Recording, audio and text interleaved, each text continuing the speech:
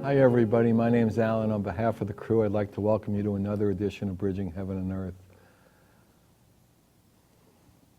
What an extraordinary time, really. I mean, it's just, we talk a lot on Bridging about things being timeless and spaceless, and there being an infinite quality to a certain experience and a certain energy that we can experience as humans that feels like love, that feels like truth, that feels like oneness, that humans call God. But there is a thing in earthly time. So we live in the infinite time, and we also can live in the earthly time as we do. And actually, I said something to my brother at some point about earthly time, and he finally, thought I was snapped completely. But if you know what I mean, because there is an infinite time, there is a time of the vastness and the glory of our connection, the glory of that no restricted time, no time between things, just an infinite experience of oneness, of love. But in this earthly time, in this time that transpires now, 2008, maybe when you see the show it'll be 2009 or 2029, or who knows when. But in this particular time, that when we on this earth are shooting this show and all these crew are here with their cameras and their cue cards and the audience is here, it's such an unbelievable earthly time for us to come together, for us to be in recognition together, and to come together in collaboration, to come together in discovery, to come together in cooperation, in creativity, to create the new paradigms, to create the new ways that we treat each other, the new ways that money is handled, the new ways that dolphins and whales and oceans and global warmings, the new ways that love is the key, and connection is the key, and oneness is the key, and joy is the key. And so much we've been seeing that this has been happening for years in a way, and there were amazing single points of light. There were amazing humans and groups and energies on this planet that were single, and for one reason or another weren't quite coming together. But now we really see that those beams of light, that those single points of light are coming together, and coming together joyously and lovingly to form this extraordinary beam of light and love and truth. And what an opportunity for us, what an opportunity for us to leave our little ways behind, to leave our little recognitions behind, and to come into the connection, to come into the collaborative spirit, to come into the knowing of our brotherhood and sisterhood, a knowing of our connection to all the glorious trees and animals and mountains and oceans, and to just proceed in that collaborative energy, to proceed in that creative energy, and make a new world and create a new earth. Whether it's an actual new earth and there's a different globe, who knows? That's not the issue. The issue is our vibration. The issue is our recognition. The issue is our understanding and experience and realization of that love, the root of being human. And once again, our guest tonight is dedicating his life to having that experience and sharing that experience. Jay Allen is a spiritual teacher. He's an author of an extraordinary new book, Humans in Training, and training to be in recognition. He has, teaches seminars, the journey of self-discovery, and has an amazing story of adversity, disappointment, urgency, struggle, frustration, and then discovery. And it's really an amazing story of a near-death experience. A doctor after doctor said that he had, I think it was 15 months to live. And here he is 30 years later, 20 years later. Beaming, beaming about his discovery, beaming about his realization of the love, of the oneness. So it's an amazing story, and he tells it with just such joy. So, I mean, we're honored to have Jay with us. And, you know, as most of you know, we show music videos on every show, and today we got videos from Australia. Tam Katzin and Light Euphoric are, you know, beautiful artists and musicians, and they made these two beautiful videos, music videos for us, and sent them here. And we'll show those tonight. And again, as most of you know, we're in the middle of this extraordinary art project, which came as a dream, came as a vision, to reach out to the world and say, if you want to heal the heart of the planet with us collaboratively, if you want to do acupuncture for the planet, create a new original piece based on the theme Bridging Heaven and Earth. You don't have to be a professional artist. It could be any format, any medium, any size, and we'll show it on Bridging Heaven and Earth. We'll have a beautiful art project. Maybe we'll do cards. Maybe we'll have galleries. You know, it's infinite. The potential is infinite, and we're receiving unbelievable, extraordinary, amazing, heartfelt, collaborative paintings with no paperwork, just trust, just love, just creativity. And you'll see two tonight. Actually, you'll see three tonight. Two by Johnny Balick, a great friend of Bridging from the LA area, and another person from another great friend of Bridging from the Santa Barbara area, Del Coya Bachelor. So we'll have pictures by Johnny and Del Coya, and really, again, it's an opportunity to share with Jay and to be really all together and feeling that collaboration and reaching out in that collaboration. So let's start with a short meditation, then I'll tell you about Tam's piece and of music video, and then we'll be with Jay. So join me in a meditation.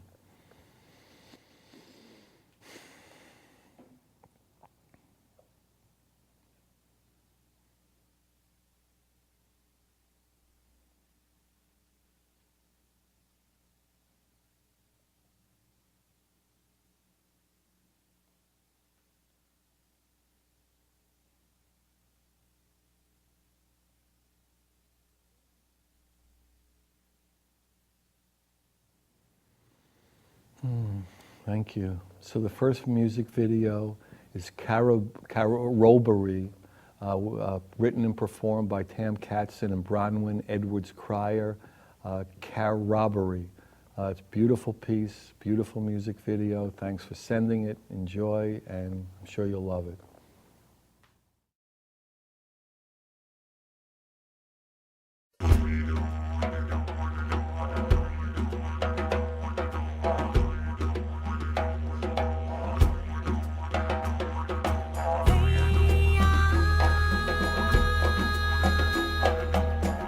Hey,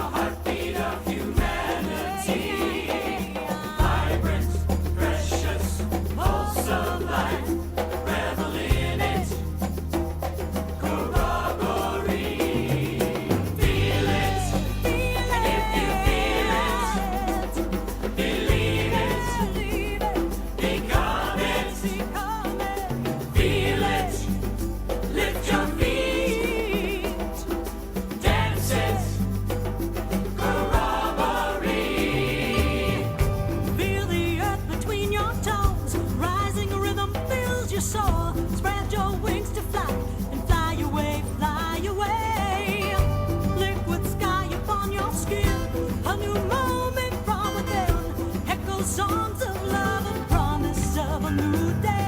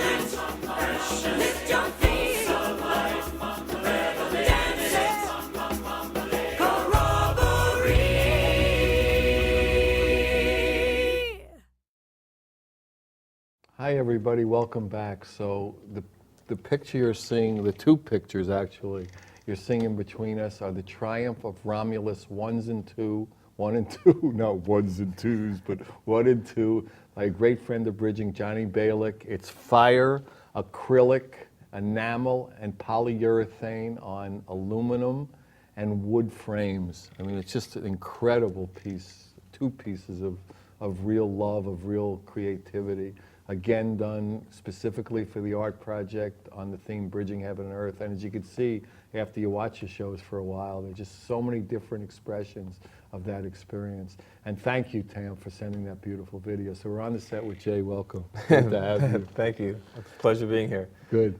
So when I opened, I talked about like you had these incredible experiences in this whole series of adversities and disappointments. Why don't you talk a little bit about that so give people a feel for your evolution? Yeah. Well, we all have our own story and our own journey, and life gets our attention in various ways, as we know. And if we don't listen too well, life has to, God talks louder and louder until we listen. And I grew up in Canada, and I was a hockey player. I was a goaltender. And when I was 18 years old, I had scholarship offers, to university here in the U.S., and I was away from home playing hockey. And one morning, I got up to go to school just like a regular morning, and I passed out cold coming out of the shower. And the family that I was staying with, they found me unconscious, and I spent 3 days in a coma. They weren't sure what to do with me before they shipped me off by helicopter to another hospital where I had emergency brain surgery, where they inserted a tube in my head. And because I was unconscious for 3 days with all this pressure on my brain, they thought that if I did wake up, that I'd be, brain damaged. So, that's a matter of opinion. But Yeah, I was gonna say, I don't want to speak to a few of your ex-girlfriends, I'm yeah, sure. but ex-girlfriends, family, friends, Right, they right. have different opinions. The whole litany But of right. exactly. But that was the first time that really I lost a scholarship. They told me never to play sports again. And they said with somebody with that condition wouldn't live more than, what was it, 15 months? Was Yeah, the diagnosis was a mid-brain tumor, and they couldn't operate on it because they said if they did, it'd either kill me or leave me permanently brain damaged. So the words that the doctor said to my mom was, let him do whatever he wants because he won't be here for very long. And that's 30 years ago. And 20 years ago. 20 years ago. Oh, And boy. 20 years ago last month, so that was pretty cool. Wow. So, that certainly life got my attention, but like I always share to people, isn't it amazing that we can have a life-changing circumstance happen in our life, because it happens to all of us, but we tend to go back to who we were before, or at least we try to go back to who we were before, because it's all we know. It's who we think we are. That's our momentum, that's our habit patterns, right. Yeah, so here I am. Life is talking to me real loud. The doctors tell me, I'm never going to play sports again. So I end up going back to Montreal, and one of the best schools in Canada is McGill. It's well known for its hockey and academic. And so I'm on campus, and I run into the hockey coach, and he's like, hey, you want to come stop some pucks for me? And I'm like, sure, I miss it. And so I went back, and the doctors wouldn't let me play. And so finally I had to sign waiver forms. And my first practice back, I got a slap shot in the forehead, 3 stitches, and a concussion. And you think I would learn to listen, It's like, we're talking to you, Jay, we're talking to you. Right. But I played for 3 years anyway in university. But I found that it wasn't fulfilling me like it once did. And then I felt like I was going through a midlife crisis at 18. At 18, which is fairly young.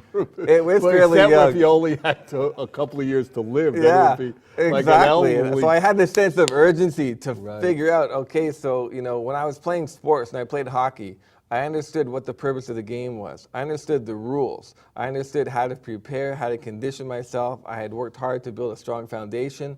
And then all of a sudden, when I turned my attention to life, I'm like, okay, so what's the purpose? What are we here for? What am I playing for? And how do I prepare? How do I train in the sense that, how do you find that most people go through life, they work hard and hope for the best? I mean, would you imagine trying to play a game if you didn't understand the game that you were playing? I mean, what's the point of playing? So I really turned my attention to life, and I grew up as a Christian, and I've always felt a great resonance with the teachings of Jesus, and I've always just felt a great connection there. But I also enjoyed other spiritual teachings, and I started to read more about the Bhagavad Gita, the teachings of Buddha, Yogananda, other, the masters of the Far East, and I started seeing, wow, this stuff, it's all the same stuff. Once you get past the wrapping, the dogma, the rituals, it's all the same stuff. And I started looking about that and thinking about, how do I prepare myself and condition myself? And a big revelation I had that was sort of a turning point for me, I remember being at hockey practice. And as an athlete, they always taught us that our performance was 80% mental. So I remember one day at hockey practice thinking about that, and I said, Coach, I got a question for you. And I said, if our performance is 80% mental, why do we spend 2 hours every day specifically and systematically developing our skills while we ignore 80% of the results? I thought it was a really great question. Yeah, probably you were almost out of the team. He started another goalie. Exactly. That day. It looked at me like goalies already have a reputation of being a little bit, Get back in there and stop some pucks. That's what he told me. He told me, go use your head to stop the puck and leave me alone. Right. And, What are you asking questions like that? I'm a hockey coach. I know. You can imagine we'd be on bus rides, and most guys are reading Playboy, on bus, road trips, and I'm reading, Masters of the Far East and the teachings of Buddha, and they're just like, oh man, as long as he stops He's the a puck. goalie, right? He's What a do we goalie. care, right? As long as he stops the puck, who cares? It's like a kicker in pro football. It's Yeah, a little wacky. Yeah, but it was really neat, and I found that, as an athlete, I was often asked to be a guest speaker at events and award banquets. I was sort of valedictorian in school. I'd done some work for the Christian athlete groups, and I loved to teach. I've been teaching hockey around the country since I've been 13. And it's amazing that I believe that life is a preparation process, that everything happens for a reason and a purpose, whether we understand it or not. I mean, I think we all understand that we don't have to understand why something happens, but if we understand enough to know that it's happening for a reason, and then to get past the wrapping and really extract the gift from the situation, understand that life is preparing us to fulfill our purpose. Life is supporting our growth. And I started to see that as spiritual and creative beings, our purpose is spiritual growth, to learn to live as conscious co-creators. And so I started to look at that and think about life and think about the training that I went into a simple game of sports, because I'm looking at that. I spent so much time all over these years, and I thought, how can I prepare and condition myself? Because, when you go through something like brain surgery and you're given so much time to live, you have a sense of urgency, but you want to get to the cause. Right? You want to get to the source. Figure it out. Then figure it out. You don't want to try to manipulate effects. I mean, that's what mostly modern medicine in our society does. We try to manipulate effects to get different results, and then we get tired because it doesn't work, and we go back to our old ways. Because we can only go as high up as our foundation will take us. And we don't get taught this stuff in school, and we don't come with an owner's manual. So I would really want to know, so where am I supposed to find this stuff? So I found myself sort of literally writing the book that I was sort of dying to read. You were looking for. Exactly. I found I got bits and pieces here and there, and I thought, well, how can I take this timeless wisdom that applies to all religions, to all spirituality, that is the truth that we can all experience. We don't have to have blind faith. We can have experiential faith and know God within us, because the cause is God, God within us. And just like we can exercise our physical muscles, we can exercise God within our own being as well. And so the spiritual, the creative, that was where I wanted to work.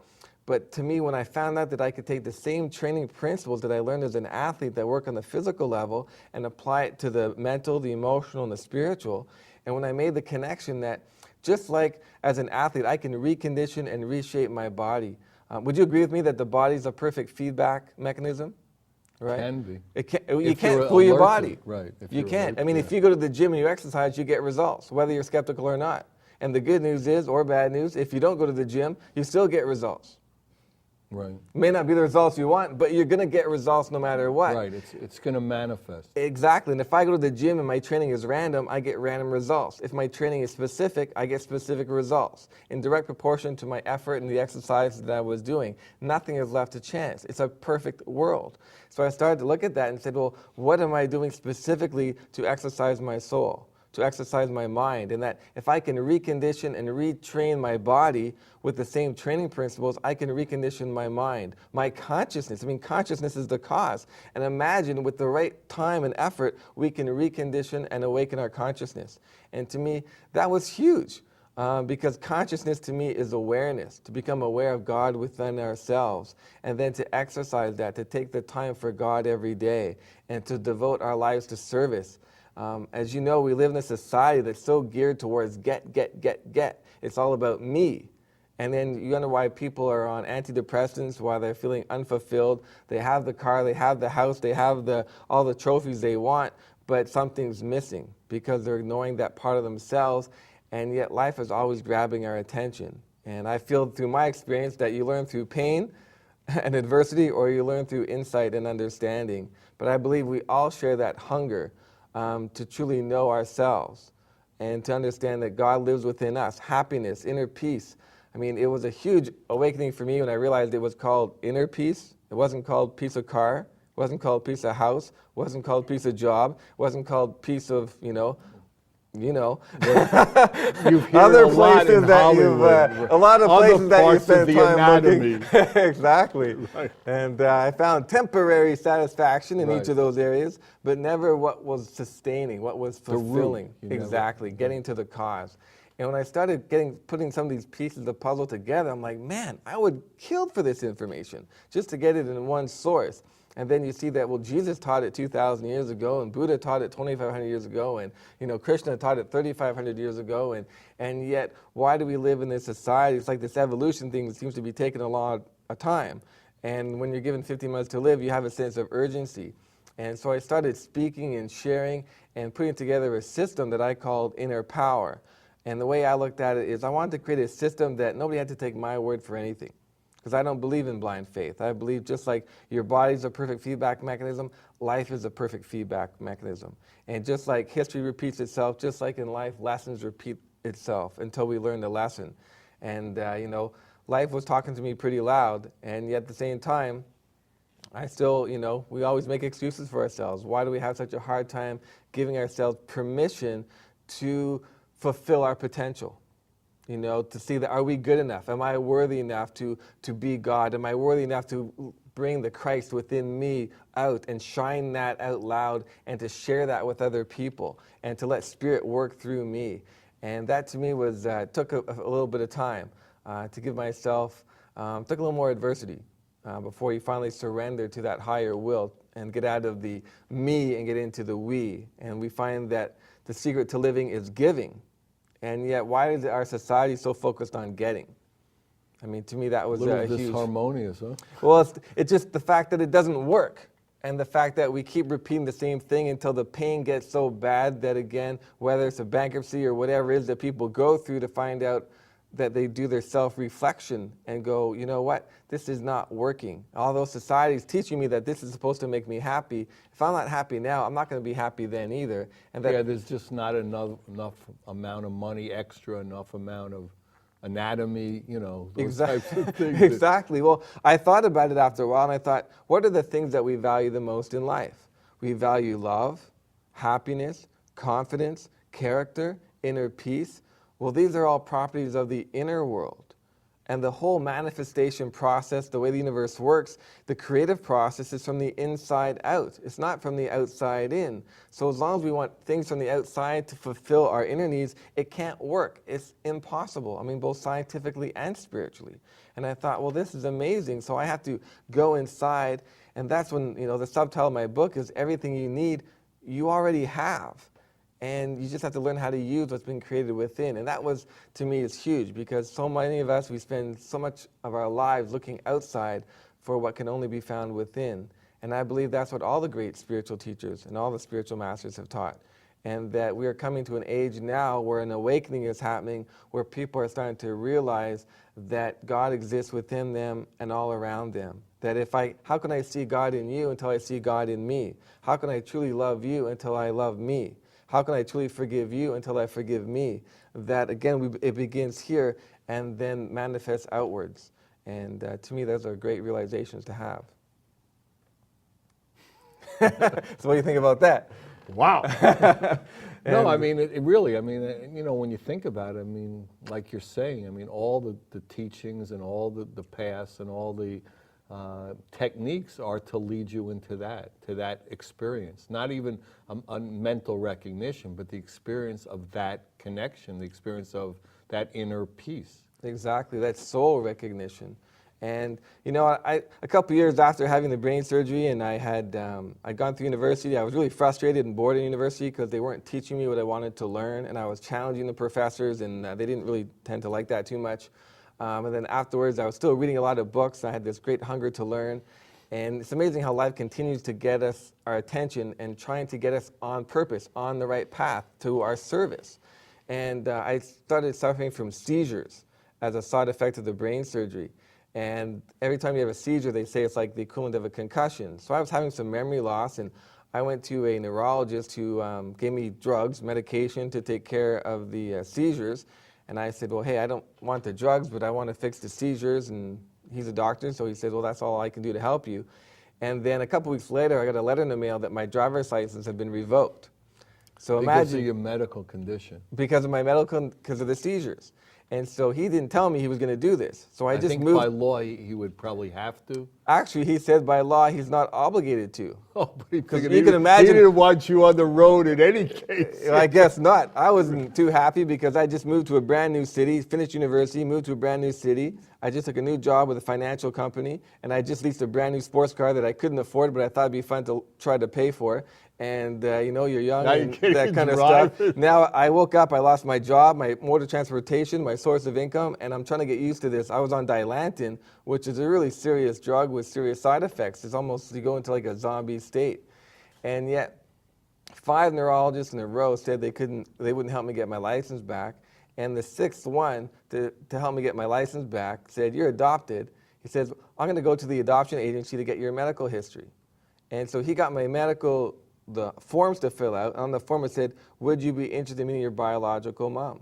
And I thought, yeah, I always loved being adopted. I always loved to want to say thank you and give her a hug, and that would be great. Well, a few weeks later, I get a letter with my medical history, and then I get a phone call that usually takes 3 to 5 years to meet your biological mom. Well, it turns out out of 17 offices in Montreal, my file and her file ended up on the same person's desk. By random. Just random, completely random. And by random, I was going to be back in Montreal that weekend, and she lived in New Jersey. And just out of coincidence, if you want to call it, 4 weeks after I had my driver's license revoked, I lost my job, my source of income. I mean, that's not a good day. Probably 4 weeks not. later, I'm in Montreal having lunch with my biological mom. And who, again, has just been a great blessing. I mean, if that doctor hadn't been such a jerk, and if it hadn't looked so, dismal, one of the greatest blessings of my life I wouldn't have been able to experience. So the universe is always giving us gifts. It's always talking to us, trying to prepare us to fulfill that purpose. And I remember, it turns out that she was a Miss Teen Canada just 7 months after she gave birth to me, and we became, close friends. And she was a very beautiful spiritual woman, and she was a disciple of Yogananda. Wow. And so she got, initiated into Kriya Yoga back in the 70s and 80s and all that kind of stuff. And so she introduced me to more things. And so it's just amazing the blessings that life has for us if we can be willing to trust the process. To be open. To be open, Right. and to trust the experiences, to trust the process, and to trust ourselves in those experiences. And that's what I really try to share with people. Is it's a lot easier to trust the process if you're consciously participating in it. And I find a lot of people going through life as spectators because they're afraid to fail, they're afraid to experience their full potential. And yet, life is going to keep bringing you adversity until you surrender to that purpose. We'll talk about why people are afraid and how to overcome that fear, because really, that's a real crucial point. But let's see the second video.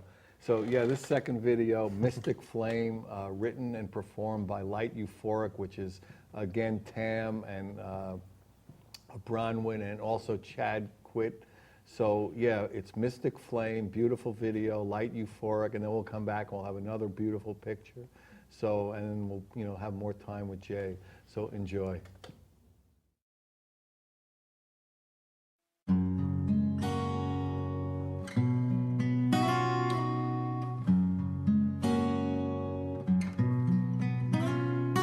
Sweet love, once the twine that bound our two hearts. In my memory, dreams reveal a moment in my soul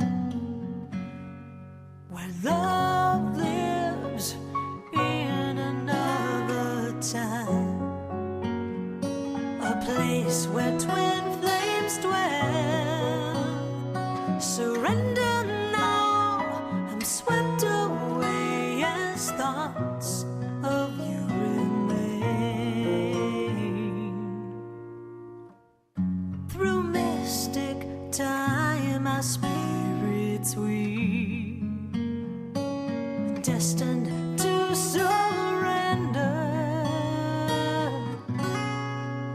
I recall every dream, but the veil hides the memory of your face and your eyes, but you're here all around. Passion fire, where we love with the rise of the sun.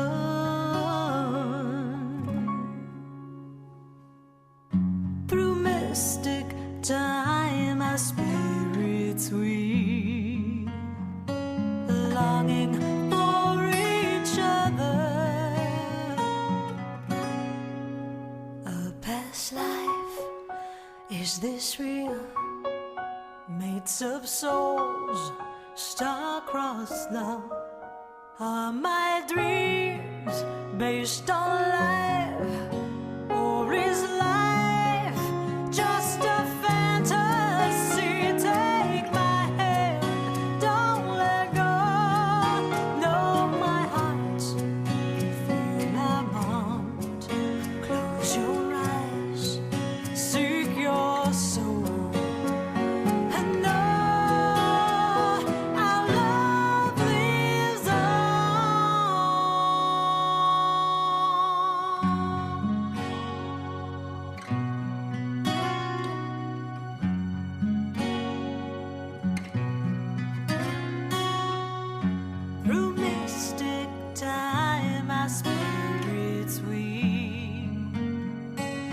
destiny unfolds. Wish upon this one night, hear your voice, to feel your breath, hold you close in my arms as the stars light our way. Touch my skin, steal a kiss, whisper soft, fly away.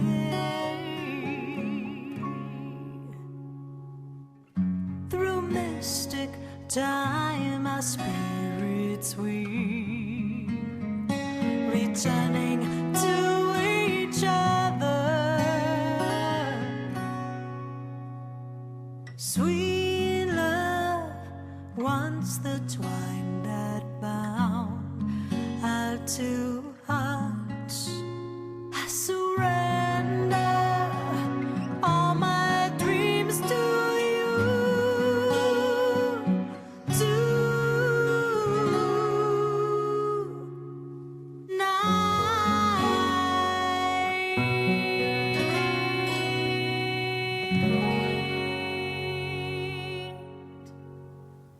Yeah, welcome back, everybody. So thank you, Tam, Bronwyn, and Chad for Mystic Flame. Beautiful video. Thanks for sending it.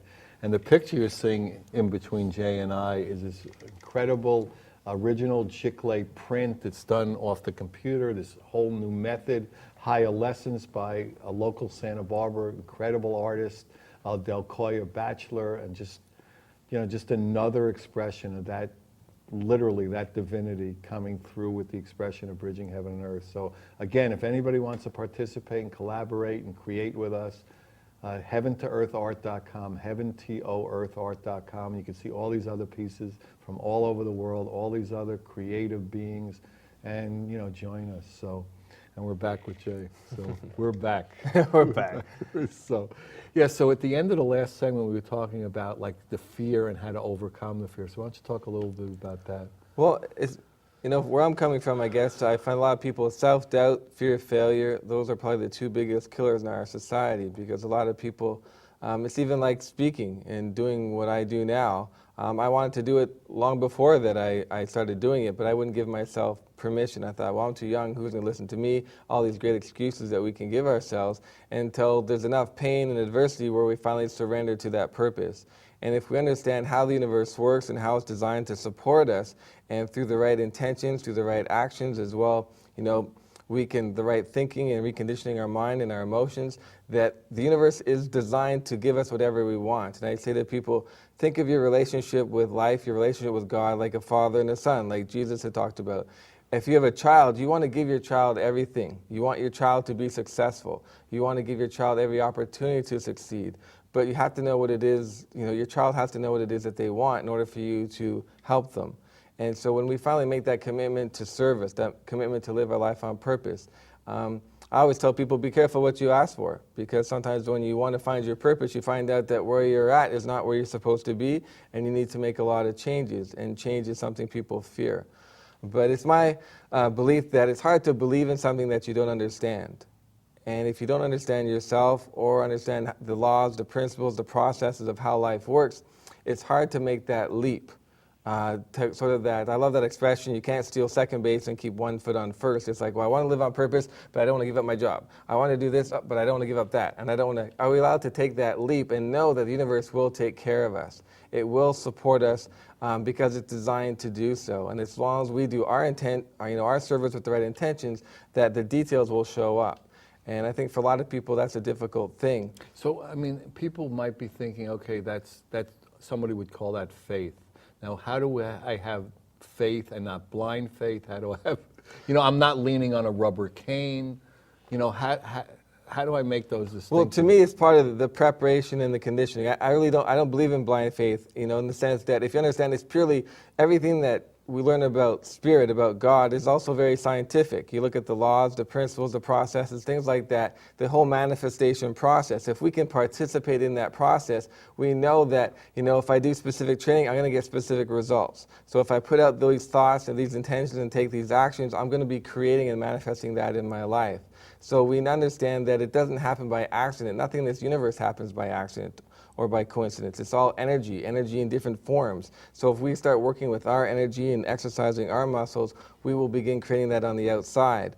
And what I really encourage people is to take time every day to work on you.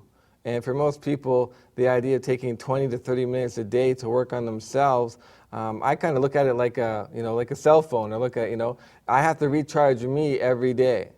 So I need to take time, whether it's through meditation, through prayer, through both, but always being conscious of spirit, always being aware of spirit within me, so I'm aware of it all around me. And, when I was going through my midlife crisis, I found like I was sort of addicted to noise. I always I didn't want to be alone. I always wanted to be, if I wasn't busy, I'd date a couple girls at the same time, or I would always be out with friends or out doing something.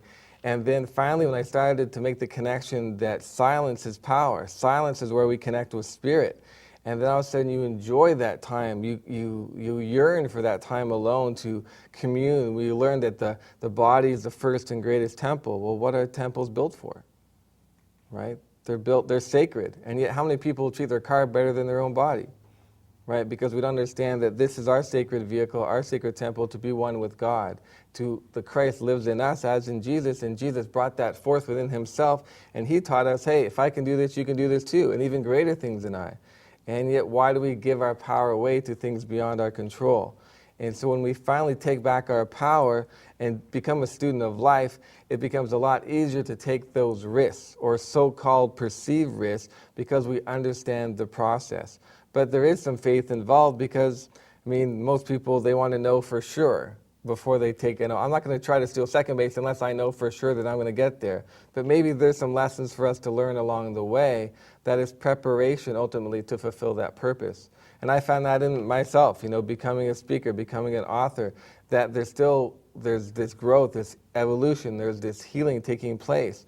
And that sometimes things don't happen the way we think they should, but they're happening for our highest good. There actually is no second base in a way. Exactly. And that second base to me is going home. I want to go home. I want to become one with God again. And the only thing that's keeping me away from that is me thinking that I'm separate in the first place. But my frustration was, well, where was I supposed to learn this stuff? And what is it that I find we're going through this great awakening, this great shift in consciousness?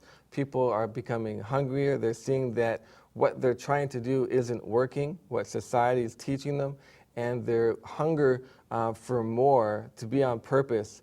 And that's really our opportunity as light workers to try to live as an example so people can see that, wow, there's something, this guy's doing what he loves to do, and he's serving others, and he's happy. He's not on medication to be happy. He's happy. He's living a meaningful and a purposeful life. And I think that to me is the greatest thing that we can all do for each other, is to learn to work as teammates. Because one thing as an athlete I learned is that you don't have to like all your teammates, but you have to learn to get along. And you need each other to succeed. And I feel at this special time on the planet that if we could learn to work together as teammates, we hold each other accountable, we work together, we support each other, we're compassionate and loving with each other, but we also, help each other along the way, isn't that going to make the shift a lot easier and a lot better for all of us? You would think. You would think that would be really helpful. You think, think about what's happening on the planet. And all from the pollution to the climate changes, that's just a reflection of our consciousness. And as we raise our consciousness, Mother Earth will not have to go through any dramatic changes if we go through the changes ourselves. And if we understand that the only way to achieve world peace is through inner peace. And I think that most people feel kind of powerless, saying, well, what can I do? It's just me. Well, understand that we're all a critical part of that puzzle, and that every thought, every vibration, every consciousness is affecting the collective consciousness. We can really step up to our thing. And I think as we talk about 2012 and all the the changes that are going on, this is a critical time in human evolution, and it's a privilege to be here on this planet at this time. It's not supposed to be punishment, or some people thinking, well, why am I here? This isn't fun. At the same time, it's whatever we want it to be. And as we get over our fears and I can't, self-doubt is such a waste of time. It's really not recognizing our power. And how many things, do we not try to do because we doubt ourselves or our fears get in the way? And to me, it's really such a waste of time that we really need to face our fears, face our doubts, and say, are we prepared to fail? Are we prepared to learn our lessons until we get to where we want to go? And I think when we're prepared to make that leap, it communicates to spirit. And like I said to God when I got my life on purpose and I surrendered and I said, okay, I understand what you want me to do.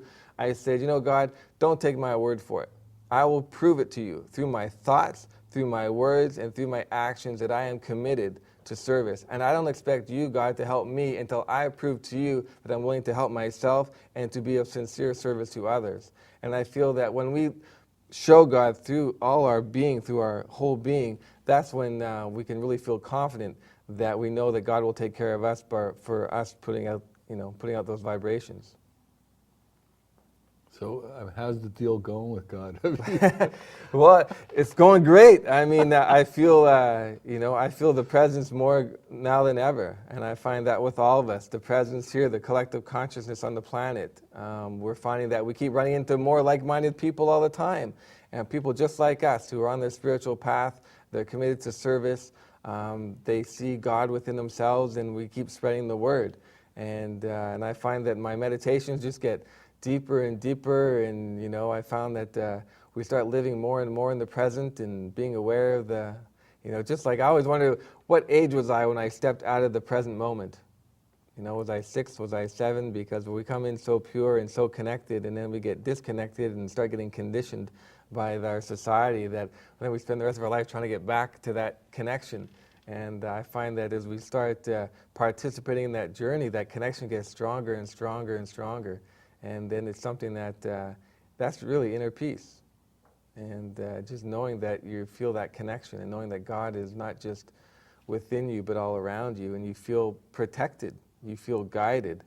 And if you don't know any different, it's hard to explain that to someone. Yeah, the example I use, I feel like your bike is being held up from the back. So you can basically do anything because you're being held up. Exactly. I mean, to think that life is a partnership and we're co-creators, and we have to do our part as well. We have to prepare the soil and plant the seed, but the universe decides when the flower blossoms. And so if we can enjoy the process. Well, it's always like talk about it's the journey. I mean, if there is no second base, so if you're in harmony in every moment, you know what I mean, and you're surrendered in every moment, and the goddess and the Father and you are one in every moment, then it's just the infinite. Exactly, and I always tell people is to enjoy the journey.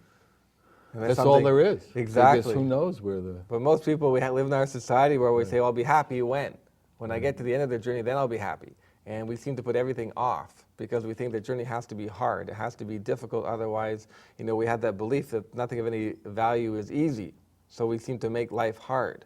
And my whole thing after a while of going through so much, you only have to go through so much pain, is to say, you know what, why make life any harder than it needs to be? Why not become a student of life? Why not surrender to the will of the universe, the global will, so we can participate in this adventure, and then we can enjoy the journey. Every day becomes an adventure. The wind's in your sails then. Yeah, and when things don't go the way you think they do, you always know that something sneaky's coming up that's even better than you could imagine. And even better that you don't have a way. Exactly. That you're not going anywhere. You're perfect. You're just, exactly. we talk about it as being like love in motion. Where would that go? Exactly. It's hard to say. It is. At every moment, you don't really know. But it doesn't matter. I love that. It's love in motion. I love that. And I find that as we can just embrace the loving energy all around us, and that we can, when we look at other people, regardless of their race, their religion, if we can start coming together as human beings, as humans in training, as citizens of the world, and to understand that this earth is our planet, this is our training ground to take care of. And you find that, you should see how people treat other people and how they treat the planet is a reflection of how they feel about themselves, because they haven't made the connection of how it's all connected and how, you're not going to treat the earth with love or this other person that you don't know with love if you don't love yourself, if you don't see God within you. So I really believe it starts with us, and we have to get it right on the inside. And for a lot of people, that means doing the inner work, the soul searching. And I think for a lot of people that can be a little challenging, until life finally gets their attention. And as we all know, because we all have our own story, and life gives us these opportunities to grow. But when we finally do get on track, it's like, man, why did it take me so long? And yet for some people it didn't seem, they're like, wow, you started off really young. I'm like, well, it seemed to take forever because those years of searching, and yet it was so obvious, yet the last place I wanted to look was within me. I went bungee jumping, skydiving, knife fighting, firewalk. I mean, you name it. I tried it looking for answers. Right, and the Stanley Cup would have definitely done it. You could have won it, right? I mean, growing up in Canada, to win the Stanley Cup. Yeah, well, there That's you go. Happiness. Yeah, happiness, for an hour, and then you get bored. Right. And then you're like, okay, so, and it never lives up to your expectations. You can only carry it one day. Exactly. And then you're like, okay, but this is, I got to win it next year. The coach is busting my chops already. Exactly. And even when I was playing hockey after the brain surgery, I'm thinking, God didn't put me here to stop these frozen pucks. With my head again. With my head, yeah, even more than that. Right. But I did understand that my training in hockey did prepare me well for my spiritual journey. Yeah, nothing was wasted. Exactly. And I think I try to get that across to people is to always, what has life been preparing you for? Get past the wrapping of the experiences and get the gifts. What are the skills? What are the passions? What is it that when you talk about it, other people feel your passion? What is it when you talk about it, you feel spirit coming alive within you? Yeah, you're on fire. You're on fire, Right. and that's what you're supposed to be doing. So take these skills and gifts that you've developed through other means, through other areas, and apply it to that passion. To serve the love. To serve the higher will, the higher humanity. And when you start doing that, you're going to find so much more happiness than you ever thought you could have got through a house or a car or money or all those type of things. And then perhaps you can have the whole package. Right. Just and it's not that love can't live in a nice house. Right. Exactly, but God is God abundance. can't live in a nice house. Exactly, and the Father and I are one, but I got to live in a cave. Well, we tend, as a society, Right. sometimes we think that, and Right. No, I it's think if crazy. we get into the idea that God is abundance, and first of all, God is love, and God's love is abundant, and so if every day, And maybe it'll work out that way, and maybe it won't, but it doesn't matter. it doesn't matter because our identity and Right. our happiness are not dependent Dependent on on what that. kind of car we drive or what kind of house we live in. It doesn't matter. And it could go either way. It could go either way. As long as our connection with spirit is strong, then that's the part that we have to really focus on. Right. And to me, it's great when people can learn to take the time every day. And I believe that if we can take 20 to 30 minutes a day to work on ourselves, and whether through meditation, through prayer, I created a journal that I review every morning to start my day, which has my mission, my purpose. It has the things that mean the most to me, an outline that I've taken from here and created the life that I want to create. And every day I go through it so the picture gets clear, and I recommit to it every day, because life can be challenging. I mean, whether you're on your spiritual path or not, there's obstacles to overcome. Because Absolutely. it's all about growth, and it can be frustrating. So every day I review my journal. I recommit to who I am, to who I'm committed to be, to lift the God within me, and thank God for supplying me with the people, the circumstances, the money to fulfill this purpose, as long as it's for the highest will. And that way, that inspires me every day. And some days you need that.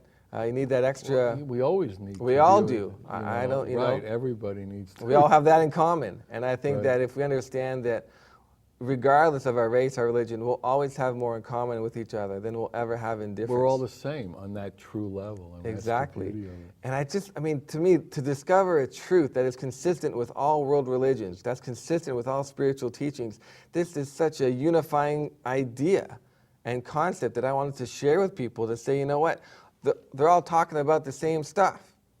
And we can experience this for ourselves. That, to me, is how we're going to It's a change the miracle. planet. And we're doing it. And we're doing it. And it's So happening. and we're coming to the end of this tour, so they're giving me the sign. So really, I mean, again, another incredible opportunity. I mean, you can hear Jay's story. I mean, there are a lot of stories. It's amazing. So join us, Alan, 805-687-2053. We love you. Good night. God bless you. Thanks for coming. Good night.